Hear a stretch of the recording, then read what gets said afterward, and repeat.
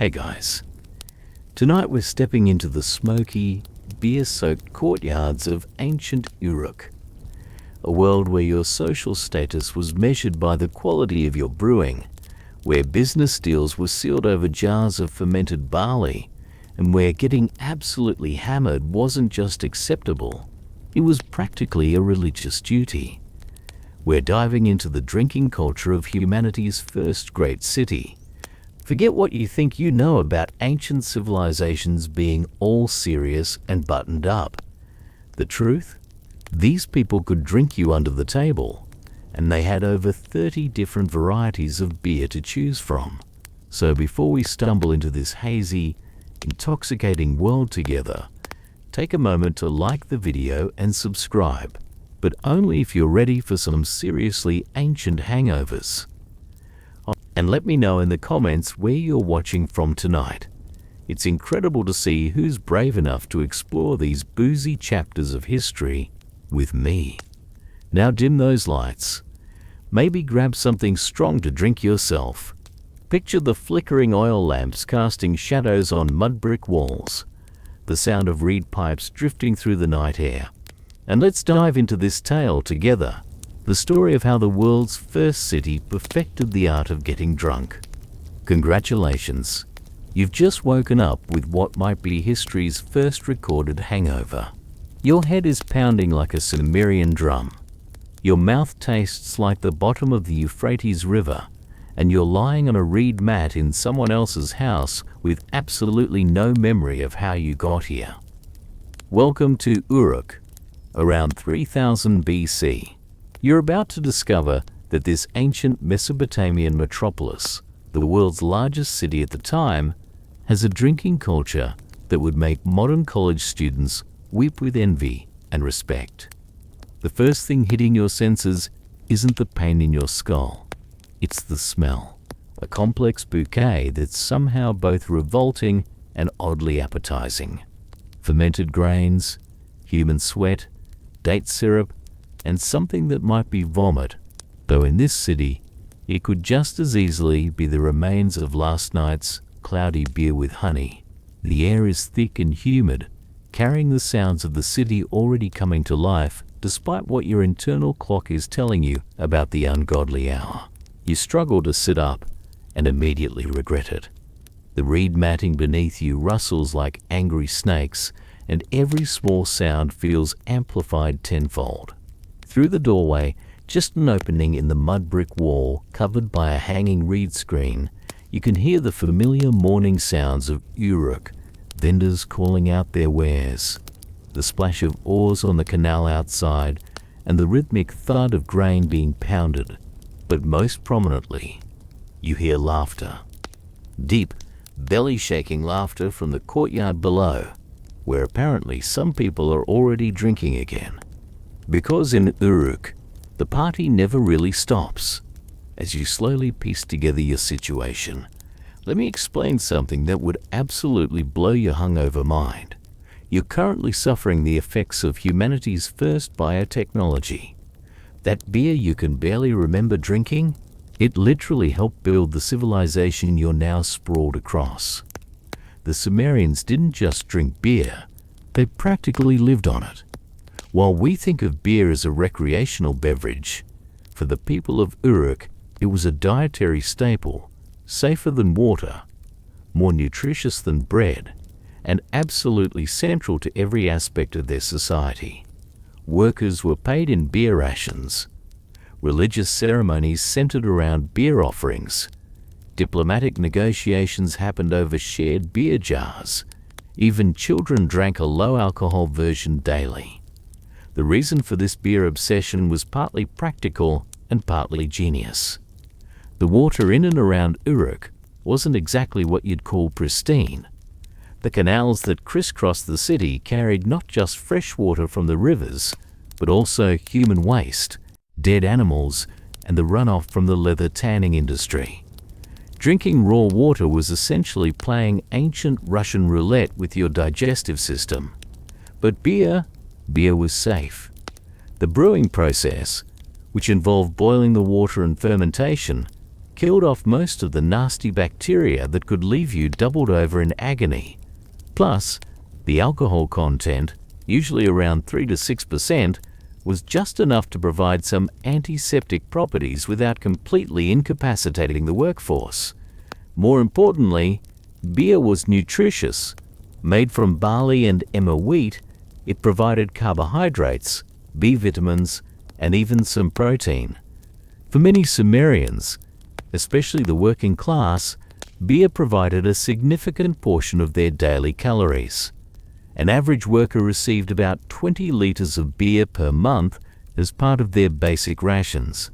That's roughly 2/3 of a liter per day. But here's where it gets really interesting. They had varieties that would make your local craft brewery look amateur. As your hangover starts to subside and you begin to take in your surroundings more clearly, you notice something remarkable about the courtyard below. There are dozens of different clay jars, each with distinct markings and symbols. These aren't just random containers. They're a sophisticated beer classification system that puts modern wine culture to shame. The Sumerians had over 30 documented varieties of beer, each with specific names, brewing methods, and social contexts. There was white beer and dark beer, cloudy beer and clear beer, beer sweetened with honey, and beer flavored with herbs. They had beer for the gods, presumably the good stuff, and everyday beer, which probably tasted like what it sounds like. Some of the more exotic varieties included beer mixed with dates, beer infused with juniper berries, and even beer that had been aged in special containers.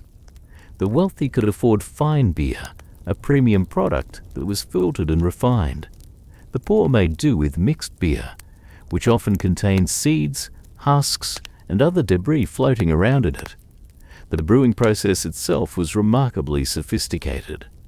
Sumerian brewers, and yes, many of them were women, making this possibly history's first female-dominated STEM field, had developed techniques that wouldn't be out of place in a modern brewery. They used specialized equipment, controlled fermentation temperatures, and had developed quality control methods that ensured consistency. The base ingredient was usually barley, though emmer wheat was also common. The grains were first made into a bread-like substance called bapia, which was then crumbled and mixed with water in large ceramic vats. Natural yeasts in the environment would begin fermentation, though brewers had also learned to save sediment from previous batches to jumpstart the process, essentially maintaining their own yeast cultures. The resulting beverage was thick, nutritious, and definitely alcoholic. Modern recreation suggests that Sumerian beer was probably somewhere between what we'd recognize as beer and what we'd call porridge. It was often consumed through reed straws, partly to filter out the sediment, but also because drinking directly from the jar was considered somewhat uncivilized.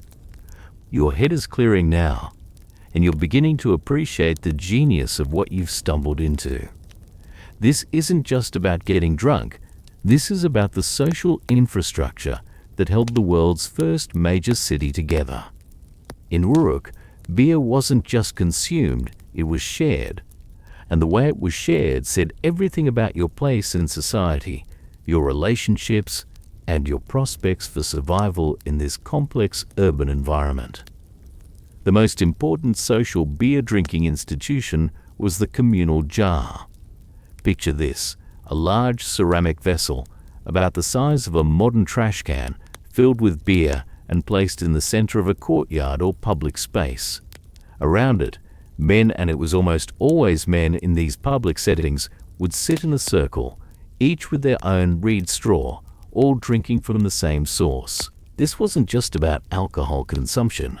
It was about trust, reciprocity, and social bonding.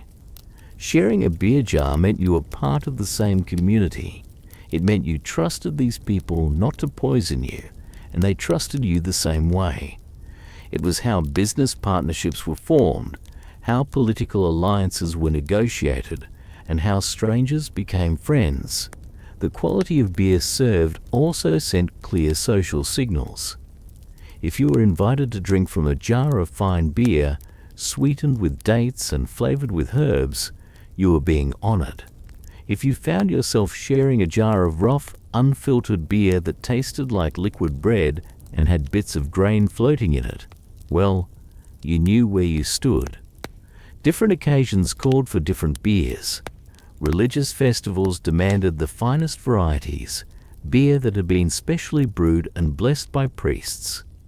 Funeral ceremonies had their own traditional beer types, often darker and more bitter, supposedly to match the mood of mourning. Wedding celebrations featured sweet, honey-flavored beers that were meant to ensure fertility and happiness. Business meetings, and yes, they had those in 3000 BC, almost always involved beer. Merchants negotiating the price of copper from the northern mountains would do so over jars of traders' beer. Craftsmen discussing commissions for temple decorations would share artisans' beer. Even legal proceedings often involved ritual beer drinking, with both parties in a dispute sharing a jar to symbolize their commitment to accepting the judge's decision. As you finally manage to stand up and look around properly, you start to notice something that would never occur to a modern person. Beer isn't just social lubrication here. It's literally currency. The Sumerian economy didn't use money as we understand it. Instead, they had a complex barter system based on standardized quantities of basic commodities. And right there at the center of it all was beer. A skilled craftsman might be paid 20 liters of beer per month, plus additional rations of bread and oil.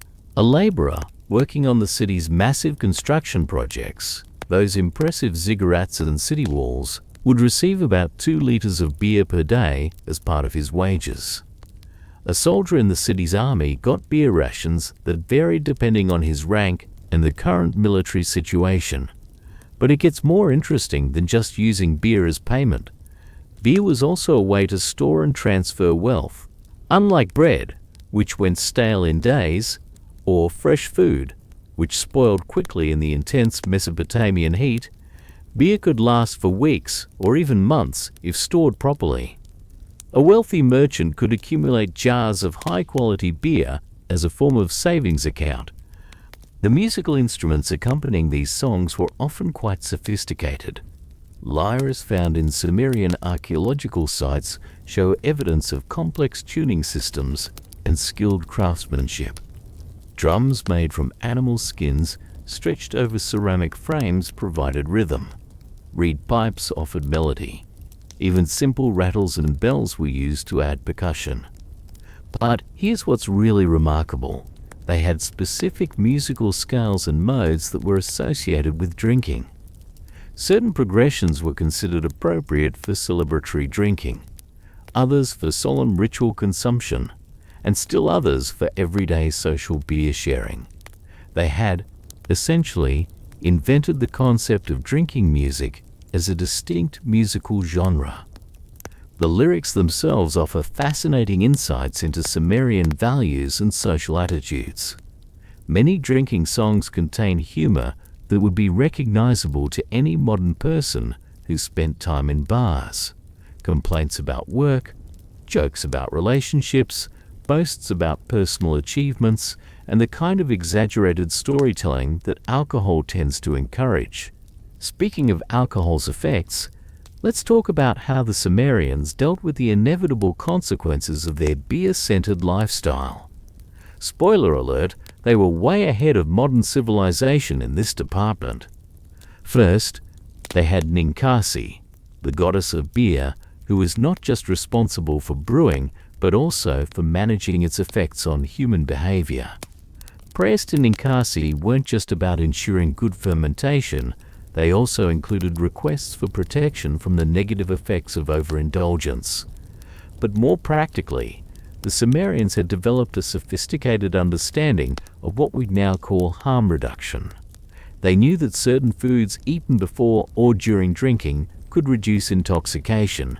They knew that specific herbs could help with hangovers, and they had social customs designed to prevent drinking from getting completely out of hand. For instance, the communal jar system wasn't just about social bonding, it was also about drinking regulation. When everyone was drinking from the same source through individual straws, it was much easier to monitor how much each person was consuming. Group pressure helped keep individuals from drinking themselves into dangerous territory. They also had designated roles in drinking groups. Someone was always responsible for maintaining the fire, someone else for keeping the beer flowing, and someone for ensuring that everyone made it home safely. These weren't informal arrangements, they were recognized social responsibilities with their own names and customs. The medical knowledge they developed around alcohol was impressive. Sumerian medical texts describe various hangover remedies, including specific combinations of herbs that were believed to restore balance to the body after heavy drinking. Some of these remedies actually make medical sense, herbs that would help with hydration, others that might reduce inflammation, and some that could settle upset stomachs. They also understood the concept of what we'd now call alcoholism. Sumerian literature includes references to people who drank too much, too often, and they had social mechanisms for dealing with problem drinking. Family members could petition local authorities to limit someone's access to beer rations if their drinking was interfering with their work or social responsibilities. But as you venture outside the house where you woke up, you discover that Uruk's drinking culture extends far beyond private homes and courtyards. The city is dotted with what we might recognize as the world's first bars, establishments dedicated specifically to the consumption and sale of beer. These beer houses were more than just places to drink. They were information exchanges, political meeting points, and social clubs all rolled into one. In a city of 50, enormous by ancient standards, these establishments served as crucial communication networks. Here's how it worked. Different beer houses catered to different social groups and professions. There were beer houses frequented mainly by merchants, where you could learn about trade routes, commodity prices, and business opportunities. Others were popular with craftsmen, where techniques and innovations were shared over jars of beer. Still others served as meeting places for priests, soldiers, or government officials. The owners of these establishments, often women, since brewing was traditionally women's work, wielded considerable social and political influence. They controlled access to information, they could facilitate introductions between important people, and they often served as informal mediators in disputes. But this also made them potential threats to authority.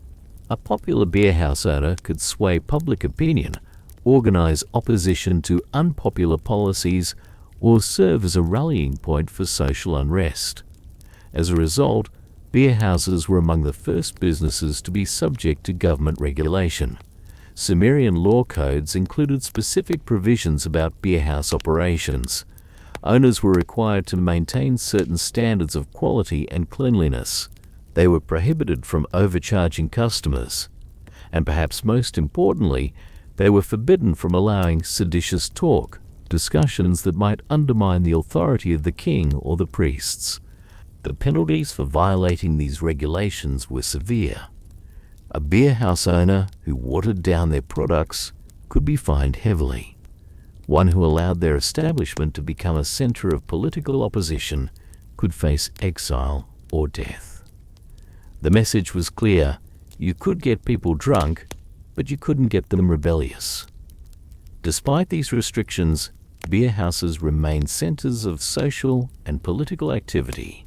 They were where news from other cities was shared, where travelers told stories of distant lands, and where the ordinary citizens of Uruk formed their opinions about the larger world. But not all drinking in Uruk was social or commercial. Some of it was deeply sacred, tied to the religious beliefs that held Sumerian society together.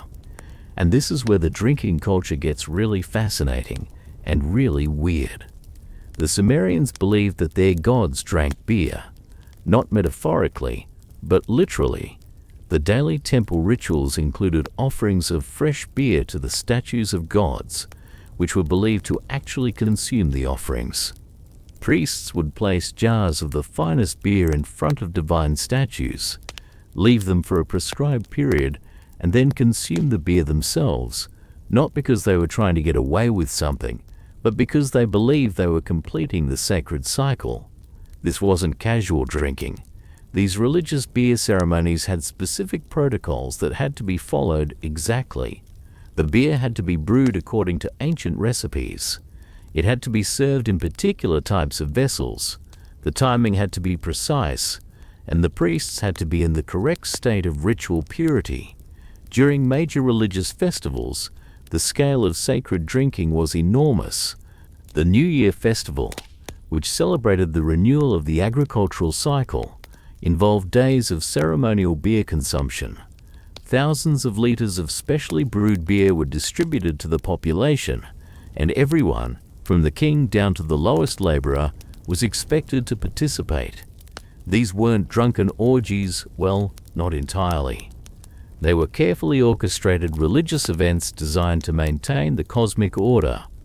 The Sumerians believed that the gods required regular offerings of beer to continue providing the rains that fed the rivers, the floods that fertilized the fields, and the general prosperity that allowed their civilization to exist.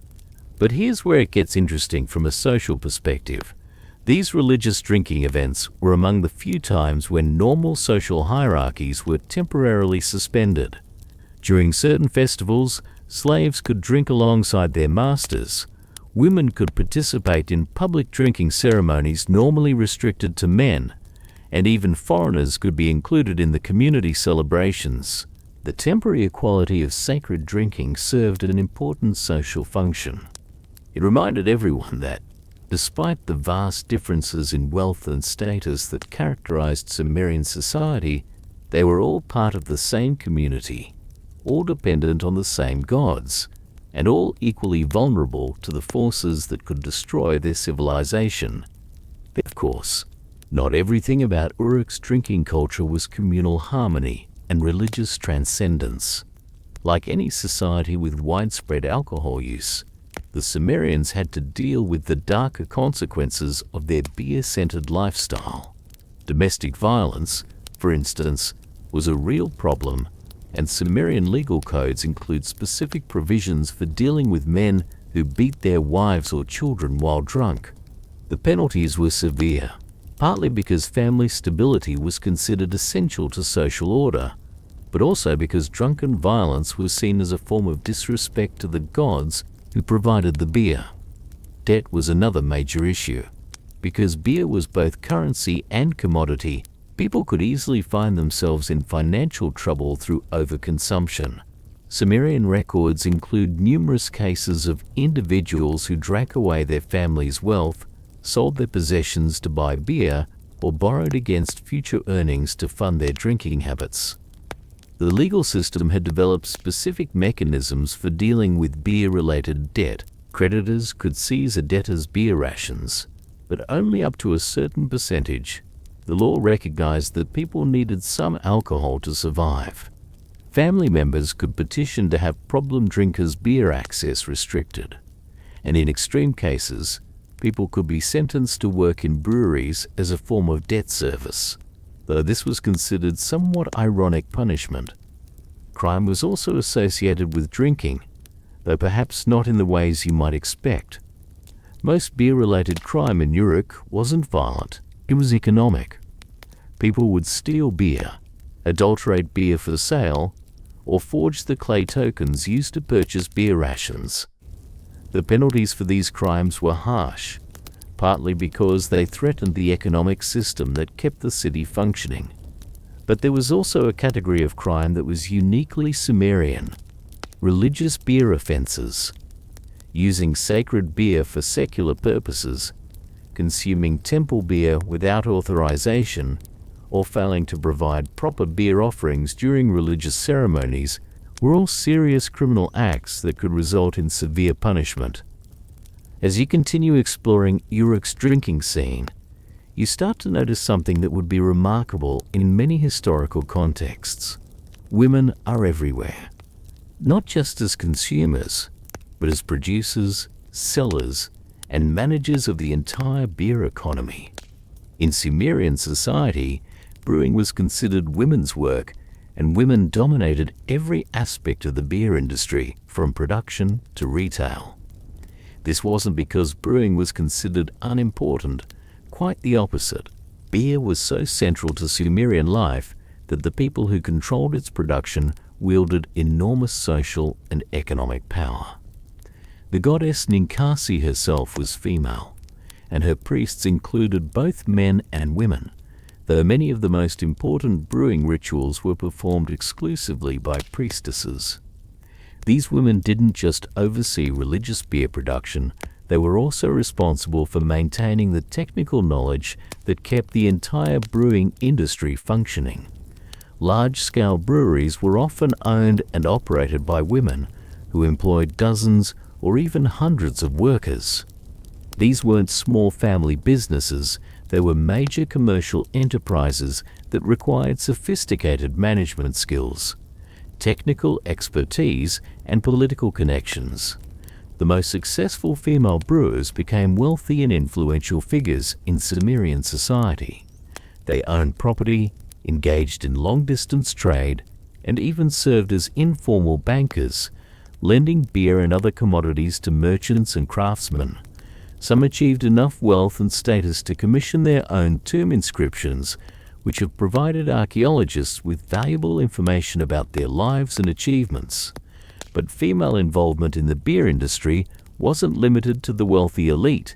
Working-class women found employment in breweries as grain processors, fermentation specialists, and quality control experts. For many women, brewing offered one of the few paths to economic independence in a male-dominated society. The beer houses that served as social centers were also often owned and operated by women. These female tavern keepers were important figures in their communities, serving as informal counselors, matchmakers, and dispute mediators. They were often among the first to learn news from other cities, and their establishments served as unofficial information exchanges. However, female involvement in the beer industry also came with risks. Women who operated beer houses were sometimes viewed with suspicion by authorities, who worried about their potential influence over public opinion. They were subject to special regulations and oversight, and if anything went wrong, if their beer was contaminated, if fights broke out in their establishments, if they were accused of overcharging customers, they faced severe penalties. What's really remarkable about Uruk's drinking culture is how it connected this ancient city to the wider world. Beer wasn't just a local phenomenon. It was part of an international network of trade and cultural exchange that stretched across the known world. Sumerian merchants carried their beer recipes with them as they traveled to distant lands, establishing Sumerian-style breweries in trading posts from Iran to Turkey. Foreign merchants visiting Uruk brought their own drinking customs and beer varieties, creating a cosmopolitan drinking scene that will be familiar to anyone who's visited a modern international city. Archaeological evidence shows that Uruk imported specialty ingredients for premium beers from across the known world. Honey came from the mountains of Kurdistan. Exotic herbs and spices arrived from India. Even special types of barley were traded over long distances to create unique beer varieties. The standardized beer jars used in Uruk have been found in archaeological sites across Mesopotamia and beyond, suggesting that Sumerian beer was being exported widely. Some scholars believe that Sumerian beer rations may have served as a form of international currency, accepted in trade relationships across the ancient Middle East. But the cultural exchange went beyond just trade. Sumerian drinking songs, drinking games, and social customs spread throughout the region. Other civilizations adopted Sumerian brewing techniques and religious practices associated with beer consumption. The basic template of Sumerian drinking culture, communal consumption, social hierarchy expressed through beer quality, religious significance of alcohol, became a standard pattern that was replicated across the ancient world. This international dimension of drinking culture also created some interesting political dynamics. Diplomatic negotiations between Sumerian city-states and foreign powers often involved elaborate beer ceremonies designed to demonstrate respect and establish trust. The quality and quantity of beer offered to foreign dignitaries sent clear signals about how seriously their hosts took the relationship. Conversely, restrictions on beer trade could be used as a form of economic warfare. Cutting off supplies of specialty brewing ingredients or preventing beer exports could seriously damage relationships between cities or regions. But as the sun sets on your exploration of Uruk's drinking culture, there's a darker story lurking beneath all this alcoholic abundance. The very success of Sumerian beer production was helping to create the conditions that would eventually destroy their civilization. The massive scale of barley production needed to supply Uruk's breweries was putting enormous strain on the region's agricultural system. The irrigation networks that made large-scale farming possible were slowly poisoning the soil with salt, reducing crop yields year after year. The huge quantities of water needed for both irrigation and brewing were taxing the river's capacity, especially during drought years. More subtly, the social stratification that beer culture both reflected and reinforced was creating internal tensions that would eventually tear Sumerian society apart. The gap between those who could afford fine beer and those who had to make do with rough, low-quality brews was growing wider. The economic power concentrated in the hands of successful brewers and beerhouse operators was creating new forms of inequality. The religious significance of beer was also becoming a source of conflict. Different cities had different traditions around sacred drinking, and as political tensions increased between Sumerian city-states, these differences became sources of friction and mutual accusations of religious impropriety. Perhaps most importantly, the success of Sumerian brewing technology was being copied by their neighbors and enemies. The nomadic peoples who periodically threatened Sumerian cities were learning to brew their own beer, reducing their dependence on trade with the Sumerians and making them more formidable military opponents. The complex social and economic systems that made Uruk's drinking culture possible were the same systems that made Sumerian civilization vulnerable to collapse.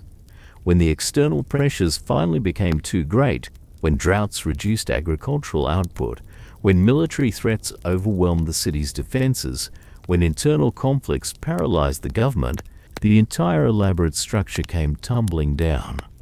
Your journey through ancient Uruk's drinking culture is coming to an end, but the story doesn't really finish here. The traditions, technologies, and social customs you've experienced would outlive the Sumerian civilization that created them. When Uruk finally fell to foreign invaders, when its great breweries were destroyed and its population scattered, the knowledge and practices of Sumerian beer culture spread throughout the ancient world. The Babylonians who conquered the Sumerians adopted their brewing techniques. The Assyrians incorporated Sumerian drinking customs into their own society. Even the Persians, Greeks, and Romans would ultimately trace elements of their drinking cultures back to these ancient Mesopotamian roots. The basic pattern established in Uruk, beer as social lubricant, economic tool, and religious sacrament, would be replicated in civilizations across the globe. The technologies developed by Sumerian brewers would evolve into modern brewing methods. The social customs of communal drinking would echo through history in taverns, pubs, and bars around the world. But perhaps most importantly, the idea that alcohol consumption could be both a personal pleasure and a social institution, that drinking could serve functions beyond simple intoxication, would become a fundamental part of human civilization. Every time people gather over drinks to celebrate, to commiserate, to negotiate, or simply to enjoy each other's company, they're participating in a tradition that can be traced back to those reed-covered courtyards of ancient Uruk. The clay jars are broken, the reed straws have crumbled to dust, and the voices that once sang drinking songs in the Sumerian language have been silent for millennia. But the spirit of what they created, the understanding that sharing drinks is one of the fundamental ways humans build community, lives on in every bar, every brewery, and every social gathering where people come together over alcohol. Sweet dreams, ancient brewers of Uruk. Your legacy flows on in every glass raised in friendship, every toast offered in celebration, and every moment when strangers become friends over shared drinks. The technologies you invented still feed the world. The social customs you established still bind communities together, and the simple human pleasure you perfected, getting pleasantly drunk with people you care about, remains one of life's most reliable sources of joy. And tomorrow, well, tomorrow you'll wake up with a hangover in whatever time and place you call home, but hopefully with a deeper appreciation for the ancient roots of one of humanity's most enduring and universal traditions.